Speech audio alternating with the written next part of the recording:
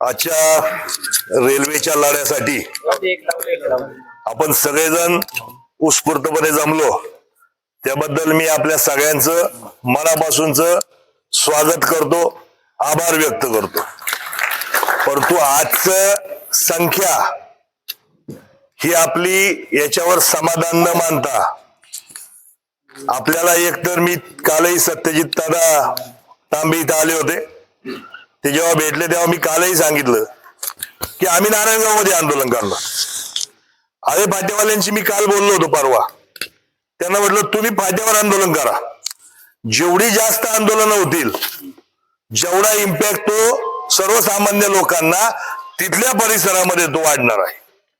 आणि म्हणून माझी विनंती आपल्या सगळ्यांना आहे, ज्या दिवशी आंदोलन आपल्याला 9 तारखेला करायचंय, ऑगस्ट क्रांती दिन आहे, आपल्या भागातून क्रांती झाल्याशिवाय राहिली नाही पाहिजे अशा पद्धतीचं आंदोलन आपलं व्हायला पाहिजे.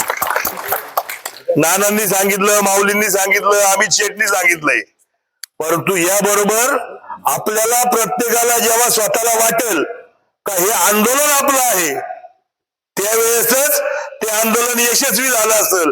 कारण बायपासचं आंदोलन आपण सगळ्यांनी पाहिलं, नारायणगाव एकटं लढलं, फायदा सगळ्यांना झाला. आजही आपल्या वेळ तीच आहे. भविष्य जर आपलं राखायचं असेल, हा भाग सुजलाम सुफलाम राहायचा असेल, पर्यटन दृष्ट्या आपण सक्षम आहोत, हे जगापर्यंत न्यायचं असेल, छत्रपती शिवाजी महाराजांची ओळख आपल्याला जर सांगायची असेल, तर मला वाटतं आजचं आंदोलन हे आपलं भूतोनं भविष्यातही व्हायला पाहिजे, यासाठी आपण काम केलं. आंदोलन अनेक होत असतात, आता मध्ये भरपूर आंदोलन झाली, पण हे आंदोलन आपलं भविष्य घडवणारं आंदोलन आहे. आज आपण गेलो, आम्ही जवळ 50 आहोत, परंतु जी आज तरुण पोरं इथं बसलेली आहेत 25 निश्चित स्वरूपात त्यांना दिसणार आहे की कालचा फरक काय होता आणि आजचा फरक काय असणार आहे. म्हणून मी तरुणांना देखील विनंती करतो की तुम्ही जेवढे उत्स्फूर्तपणे याल तेवढं हे आंदोलन व्यापक झालेलं असेल. तुमच्याकडे इनोव्हेटिव्ह आयडिया आहेत, जसं अमित शेटनी सांगितलं की अनेक मार्ग आहेत. मेलची आयडिया आपण सांगितली डॉक्टर काचर यांनी, ईमेलच्या माध्यमातून तुम्ही पुढे गेलं पाहिजे. मार्ग खूप सारे आहेत. छत्रपती शिवाजी महाराजांनी अनेक गनिमी काव्य वापरले, आपल्याला प्रत्येक वेळेस त्या आंदोलनामध्ये वेगवेगळ्या पद्धतीने ही पहिली सुरुवात आहे. आज म्हणतो ते आशिष भाऊ म्हटले की आपण तालुका बंद केला पाहिजे, पण मला वाटतं ती आपण पुढची स्टेप ठेवली पाहिजे. काय आंदोलन हे सातत्याने चालू राहिलं पाहिजे. आंदोलनाला आज फक्त आपण रास्ता रोको केलाय आणि आंदोलन थांबलं असं न होता, त्याला दर दिवसाड दर प्रत्येक दिवशी आंदोलन इथं चालू आहे, आंदोलन पेटत आहे, हे जोपर्यंत संदेश सरकारला जाणार नाही तोपर्यंत आपल्याला रेल्वे मंजूर होणार नाही. तुम्हाला वाटतंय आपण आंदोलन केलं म्हणजे आपल्याला सहज शक्य, मला वाटत नाही तसं. मी तुम्हाला का निश्चिंत सांगतोय, कारण आपण जर म्हटलो एक आंदोलन झालं ना आपण निश्चिंत नाही. आंदोलन जर हातात घ्यायचं असेल तर तो शेवटपर्यंत लढा न्यायचा असेल तर ते आंदोलन हातात घेतलं पाहिजे. आणि मला वाटतं आपल्याला काही सवय नाही, आपण कोणतीच गोष्ट अर्धवट सोडतो. हा बरोबर आहे, छत्रपतींचाच जन्म आहे, छत्रपतींचीच माती आहे. मग आपलं आंदोलन हे सर्वार्थाने वेगळं झालं पाहिजे. मी अधिकचा वेळ घेणार नाही, 1 तासापेक्षा जास्त वेळ आपण सगळे बसले. उद्या काही लोक बसू, आपल्या सगळ्यांच्या ज्या काय आयडिया असतील आपल्या जवळच्या मित्रांना सांगा. जी मंडळी आपली जी काय कोर कमिटी होईल त्यासाठी त्यामध्ये आपल्या सगळ्या आयडिया त्यामध्ये आपण वापर कसा करायचा, कारण एकाला सुस्त असं नाही, प्रत्येकाकडे वेगवेगळे विषय आहेत, प्रत्येकाकडे वेगवेगळ्या आयडिया आहेत. आपला उद्देश हाच असणार आहे की सरकारला जाग आली पाहिजे. आणि जर तुम्ही इतके वर्ष मानताय सरळ मार्गे रेल्वे होणार होती तर ती इथूनच झाली पाहिजे. मला आता मगाशी निखिल भाऊंनी सांगितलं की याच्यामध्ये 80% सहभाग राज्य शासनाचा आहे. म्हणजे आपल्याकडे अजून काम कसं सोपं होईल, तर आपले सगळे लोकप्रतिनिधी हे आपल्यासाठी 100% आपल्या बरोबर आहेत. काल शरददादांबरोबर बोलणं झालं असेल, अतुल शेठ बरोबर बोलणं झालं असेल, ताईंबरोबर बोलणं असेल, नाना असतील, माऊली असतील, त्यामुळे सत्यशील दादा असतील, ही सगळी मंडळी ही आंदोलनाबरोबर असणार आहेत. हे काल सगळ्यांशी बोलणं झालं. आणि मला वाटतं आंदोलन उभं करणं आपल्याला सहज शक्य. आज एवढ्या मोठ्या संख्येने आहे, याच्याबरोबरची 10 माणसं जरी आली, रस्ते कसे अडवायचे आपण ठरवू. ही इथं आपण जाहीर न करता रस्ते कसे अडवायचे आपण आपल्या पद्धतीने ठरवू. आपल्याला माहिती आहे मी तेच सांगतोय आपल्याला जे काही करायचंय ते आपण सगळं जिथं उघड न करता. पण एक मात्र तुमची जबाबदारी असणार आहे. व्हॉट्सअपला सगळे मेसेज गेले पाहिजेत, तुमच्या इन्स्टाला सगळ्या रील्स फिरल्या पाहिजेत, तुमच्या माध्यमातून ईमेल ज्यांना आहेत त्या सगळ्यांनी केंद्र सरकारच्या ईमेल आयडीवर उद्या आपण जाहीर करू. मेल आयडी कोणता ईमेल आयडी हो तेच मग तो फॉर्मॅट हे उद्या आपण जाहीर करू. त्या माध्यमातून जेवढे शक्य होतील तेवढे ईमेल आहेत. आता दमुशेड आले तिथं किंवा जितूशेड आहेत, मोठा वर्ग त्यांच्याकडे आहेत. कॉलेज कॉलेजच्या माध्यमातून तुमचे पाहुणे आलेत म्हणून तुम्हाला म्हणतोय मी. आता तुम्ही मीटिंगला पाहुणे आलेत म्हणून आलेत. गमतीचा वाद सोडून देऊ, ते पाहुण्यांना जास्त जीव लावतो आम्हाला माहिती.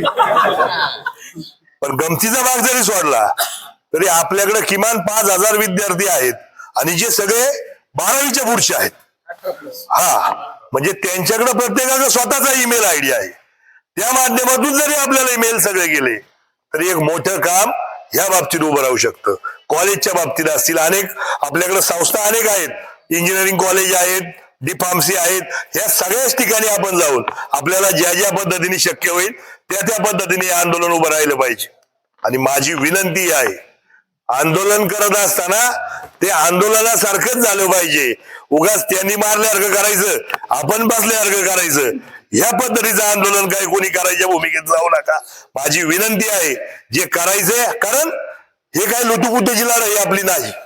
आपल्याला जे करायचंय ते 100% योगदान द्यायचंय म्हणूनच आंदोलन करायचंय आणि याच्यातून आपल्याला पॉझिटिव्ह निर्णय घ्यायचा आहे. हे मात्र आपण सगळ्यांना दिसून आपल्या मनाशी एकदा खुणपण मांडली तर मग अडचण येणार नाही. मी फारसा वेळ तुमचा घेणार नाही. आंदोलनाच्या पद्धतीने होईल. आपण जास्तीच्या संख्येने आपल्याला जे शक्य आहे ते सगळं घेऊन आपण रस्त्यावर उतरलं पाहिजे. आणि रस्त्यावर उतरल्याशिवाय मला माहिती बायपासच्या बाबतीत आपण आंदोलन केलं म्हणून आपल्याला भाव मिळाला एवढा. हे पण तसंच आहे. मी परत म्हणतोय 80% जर राज्य शासनाकडे असेल तर आपण राज्य शासनाबरोबरच भांडलं पाहिजे. राज्य शासन आपलंच आहे. सगळे नेते म्हणजे आपली त्यांना पण आहे नाही ते सगळ्यांना दसती. आपल्या पोरांचा भविष्याचा प्रश्न आहे, आपला रोजगाराचा प्रश्न आहे. पर्यटन तालुका झाला, रेल्वे आली, कितीतरी इथं आपल्याला जसं लेह लडाखला आपले त्यांचे घरांमध्ये जे स्टे आहेत होम स्टे तशा पद्धतीचं काम आपलं होऊ शकतं. आपलं आर्थिक चलनवलन निश्चित स्वरूपात बदलू शकतं, भविष्य आपलं घडू शकतं. आणि म्हणून आपल्याला रेल्वेची गरज आहे. मी परत एकदा आपल्या सगळ्यांचं मनापासूनचा आभार व्यक्त करतो. आणि आजपासून आत्तापासून जे आंदोलनासाठी लागेल ते आपण केलं पाहिजे. रोज साधारण 1-2 तास आपण मोबाईलवर सगळेच जण असतोय. आपण हा सोशल मीडियाचा इम्पॅक्ट आपण पाहिलाय. जेएनजीच्या माध्यमातून त्यांनी जे केलं ते सोशल मीडियाचाच भाग होता. आपण त्याच पातळीवर त्याच धर्तीवर आपलं सगळं हे सोशल मीडिया ज्यांना त्याचं नॉलेज आहे, ज्यांना त्याची माहिती आहे आणि ज्यांना त्याची आवड आहे त्या सगळ्यांनी स्वतःचे बारीक बारीक रील तयार करा. स्वतः मला गरज काय हे प्रत्येकाने जर वेगळा विषय मांडला, भावनात्मक दृष्ट्या, शारीरिक दृष्ट्या, आपल्याला आर्थिक दृष्ट्या एकच सक्षम आपल्याला गरज आहे हे जर मांडलं तर निश्चित स्वरूपात आपली सगळी लोक जागृत होतील. लोक जागृत करणं हेच पहिलं वाक. लोक एकदा जागृत झाली तर आपल्याला पुढचा आपला दिशा सोपी असणार आहे. म्हणून माझी विनंती आहे 9 तारखेचं आंदोलन करत असताना हे पुढचे 5-6 दिवस प्रत्येकाने 1-2 तास जरी आपल्या सगळ्या या वेळातून वेळ काढून जर दिला तर निश्चित स्वरूपात बदल घडेल. आणि आपण ती रेल्वे आणल्याशिवाय राहणार नाही. नाही रेल्वे आली तर पुढचं अमित शेटनी सांगितले म्हणजे आजचं हा आंदोलन उद्या भविष्याचा मोठा लढा उभा करायचा आहे. यासाठी आपण करतोय. मनापासून आपल्या सगळ्यांचा आभार व्यक्त करतो. थांबतो. जय हिंद, जय महाराष्ट्र, जय शिवराय.